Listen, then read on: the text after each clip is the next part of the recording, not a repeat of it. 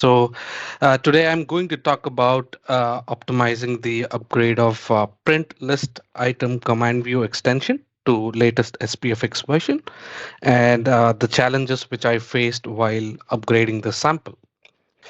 Uh, Brief introduction about myself. Uh, yes, I am Nishkalank Bezawada. I live in Stockholm, Sweden. I work as a lead developer and a software architect at Bravero. I am also an active PNP community contributor, a father of three wonderful kids. You can connect with me on my socials. My usernames to GitHub, LinkedIn, and Blue Sky are mentioned on the slide. So today's agenda is the story. I'll be focusing on how it started, the plan. We'll talk about the analysis, the implementation, how I implemented the solution upgrade, the suggestions, a few tips and tricks which can be pretty handy while upgrading the solutions. Finally, the sample. I will be talking about the sample and go with a quick demo. So the story. Um, October is known for Hacktoberfest, and in which PNP community has come up with an excellent initiative called Refresh Ranges, which is to upgrade SPFX samples, web parts, and extensions. To the latest versions of SPFX. The initial aim of refresh ranges was to update 10 to 15 samples, and as a result, 43 samples were successfully upgraded. Thanks to all the contributors and maintainers who relentlessly worked to work and review all the PRs. I also had privilege to work or like to upgrade three web parts and four extension samples. Of course, one was a failure extension, but then, yeah, keeping that aside, um, uh, the plan, although not all solutions have to follow the same plan, some are very easy to upgrade, and some needs pretty good planning to implement the upgrade. But here are some very common action points which we need to consider to upgrade a solution.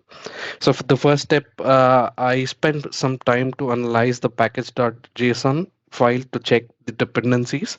It is always a good practice to find the third-party dependencies used in the project and make a note of them, as you never know if we get some conflict with the compatibility issues, etc. Why it is a good practice to keep an eye on the third-party modules is because we don't have a track of its new releases or updates. The second step, CLI for M365 has a wonderful command which we can use to upgrade a specific project, which creates a project upgrade. Also, we can use a SharePoint framework toolkit, which is a VS Code extension, which gives you the similar. I mean, it's a same project upgrade document. The third is is to also plan on how we have to do manual upgrade of a project, which is a fallback option. In this manual upgrade, as Nello D'Andrea emphasized in his previous calls, is to compare the modules and the change version in the package.json and finally run npm install. The implementation. So it was a deadlift to upgrade this particular sample from SPFX version 1.7.0 to SPFX version 1.20.0, which indeed failed due to React compatibility with one of the third-party dependency, for which I had to change my approach to do an incremental upgrade. Well, this is not optimal, but still, I just followed this incremental upgrade a way to achieve the uh, upgrade of the solution. So the first upgrade, first incremental upgrade was from SPFx version 1.7.0 to 1.11.0. Second was from 1.11 to 1.13.0. Third is 1.13 to 1.15.0. And fourth and final incremental upgrade was from 1.15.0 to 1.16.1. And this is where one of the packages actually started to complain about peer dependency. It is the React HTML parser, which had the dependency with React version 16, and it was a kind of a dead end for me because this package was hasn't been upgraded since 8 years, that is 2017, and I couldn't find any alternative packages, or like alternative ones which can actually serve the purpose. So yes, even though this is not upgraded to its latest, and obviously it has not been considered as part of refresh ranger, but nothing is better than something. So why not? I wanted to give my failure story to everyone here. So well, the suggestions, uh, obviously, wonderful M365 CLI command. Uh, just use the command to give you the project upgrade report. And second is obviously using VS Code extension, or SharePoint framework toolkit. Um, Third suggestion is, or else like the second suggestion is to check for the peer dependencies with React versions. As I said in my previous slides, not all solution upgrades are similar. So a few few points which the developer has to keep in mind is to is to check for peer dependencies with React versions.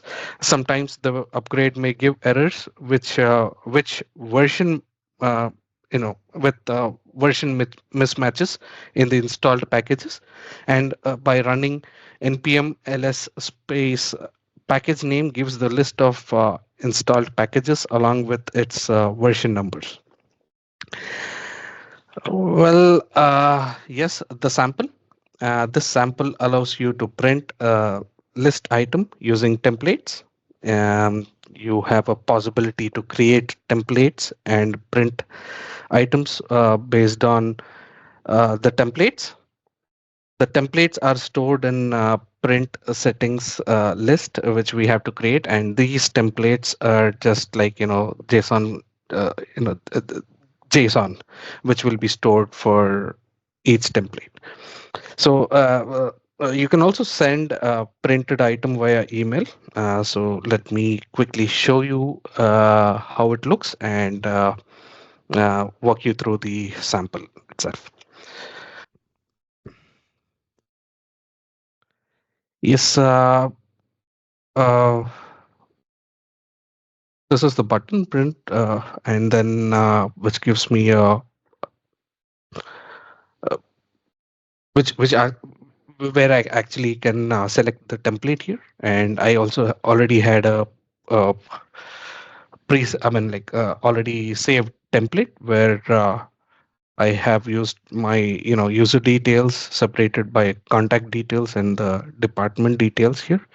So this I can use it for um, the all the items, wherein just go with the demo template and then say like first name is Bishop Arms, and yes, um, when it comes to creation of the template, you have a cool UI here where you can actually give the name of the template as let's say like um, PNP demo 2, and I can add a section, the section 1, or like maybe user details section. Oh. I just need to drag and drop. All right. I can also choose the color for this header of the section.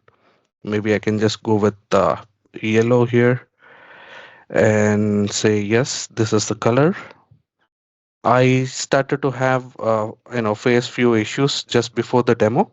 So, thankfully, yes, it has just added the first and last name under this section, and I will just save. Here I have these third template, which is PNP demo 2. Let me use that template here. So this is how it was.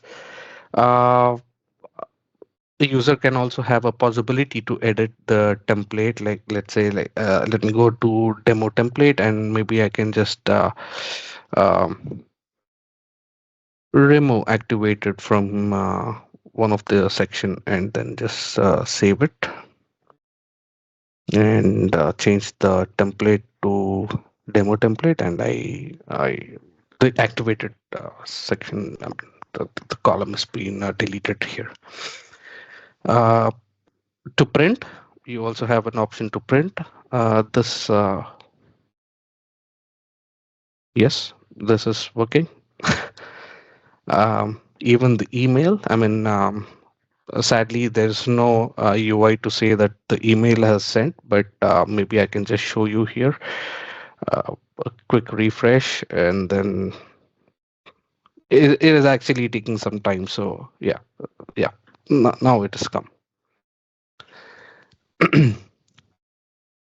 So yes, this is about the uh, upgrade of print list item command set extension.